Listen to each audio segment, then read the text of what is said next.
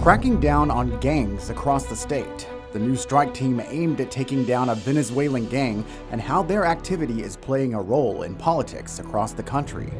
Bell to bell, they are free from the constant notifications and the constant distraction. A call to ban cell phones in Texas schools. State leaders worked together to come up with solutions ahead of the legislative session.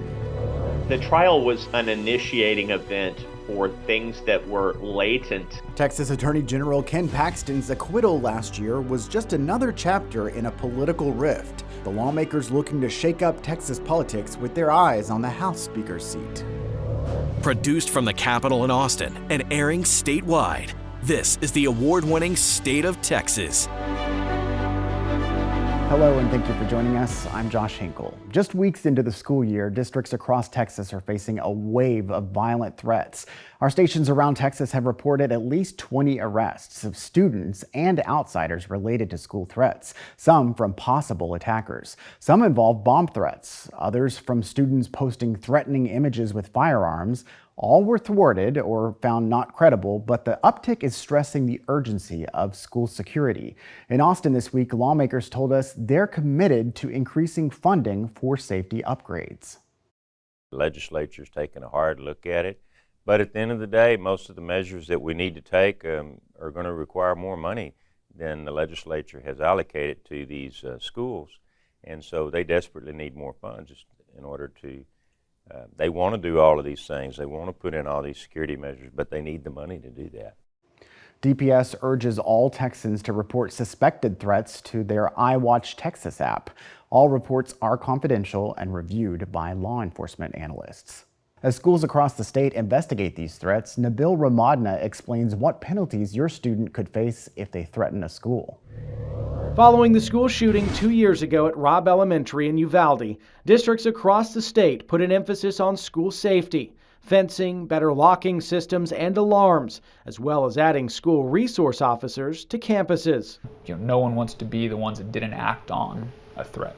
But is it enough? Districts in Central Texas are seeing an alarming trend with threats of school shootings or even bombings. Whether these kids were ever going to act on it or they were just belly aching online, having a bad day, we're never going to know. But if these kids do end up acting on it, then you can't say, we didn't at least try. Defense attorney Ben Gergen weighed in on the recent arrests. So making a threat that disrupts, public transportation or communication system or something like a big public or private school, that is the highest degree terroristic threat we have in the state, a third-degree felony. Gergen says punishment for these cases can be tricky since most are minors. These are young people who have not matured fully, and so they're normally going to be given more opportunities to make amends for that behavior.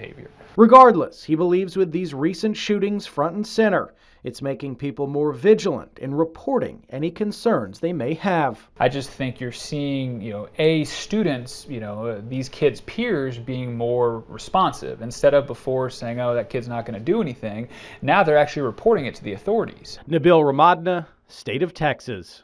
The FBI is reaching students and parents on social media this week with the hashtag called Think Before You Post. Agents have helped other organizations track down the source of online school threats, fake or not. A year ago this month, a new state law took effect reforming the Texas Medical Board. The bipartisan bill was a direct response to our still practicing investigations. Investigator Matt Grant testified at the legislature on his findings and joins me now with an update on where those stand. Okay, so Matt, first off, let's rewind a bit. Tell us what this law actually does. Well, the law is supposed to create greater oversight over these Texas doctors and more transparency when they're disciplined for the public so they can see for themselves. Our investigation previously found around 50 doctors coming to Texas from other states practicing with clean public records despite having licenses revoked or suspended elsewhere. Now, all doctors practicing in Texas have to sign up for round-the-clock monitoring through the National Practitioner Data Bank and undergo fingerprinting during background checks. The TMB also must publicly disclose any disciplinary actions, including those from out of state, within 10 business days. So a year later, how much of that stricter scrutiny has actually been achieved? Well, this is being rolled out on an ongoing basis. So when doctors apply for or renew their medical licenses, that's when these changes are being done. So the medical board says that it's halfway to fully implementing the new law, and that next year, by this time next year, they believe it should take full effect. However, patient advocates say that is too long of a wait because they feel that these critical measures should have been implemented when the law took effect a year ago last September. All right, thank you, Matt. And you can read more of our Still Practicing patient safety reports online and find out how you can look up your own doctor's record. Just look for a link in this week's State of Texas story in the Texas Politics section of this station's website. For the first time in years, a Democrat has filed to run for Speaker of the Texas House. Representative Ana Maria Ramos from the Dallas area joins 6 Republicans vying for one of the most powerful jobs in state government. Speaker Dade Phelan is fighting to keep his gavel in the upcoming legislative session. Some Republican challengers say it will be a total war. Our Ryan Chandler got insight from some of the top players in this long political battle. 1 year ago, the Texas Senate acquitted Ken Paxton of all impeachment charges. That was not the end of the political rift, though, just the next chapter. The trial was an initiating event for things that were latent. Mitch Little is Paxton's attorney turned GOP nominee for the Texas House. He's one of the leaders in the effort to replace Speaker Phelan and require more representation and transparency in the impeachment process. The problem is whether they did it correctly and whether the concerns were legitimate. Across the aisle, nearly every Democrat supported Speaker Phelan last session, but one is calling for change, eyeing separate issues. We haven't had somebody to really go out there and fight. We need to continue to fight like hell to protect our public schools. Ramos is the first Democrat in years to run for Speaker, but she'll face an uphill battle in the Republican chamber. Democrats don't have the votes to elect a Speaker, so what is the path to victory? The path to victory is working with whoever we need to work with to protect our public schools.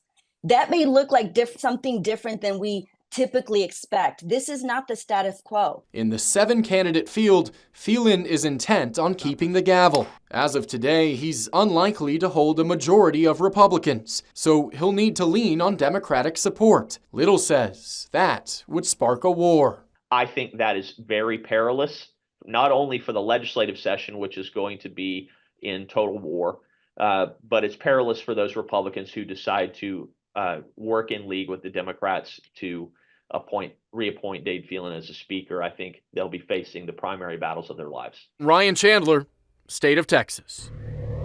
We're not going to allow them to use Texas as a base of operations to terrorize our citizens. A word of warning from the governor, the Venezuelan gang targeted by the state, and how their activity is playing into U.S. politics. At least from my perspective, cell phones are extremely harmful for student learning. A leader in Texas education calling on lawmakers to ban cell phone use in classrooms across the state. The state's idea is to fight what some believe to be a nationwide epidemic of distraction.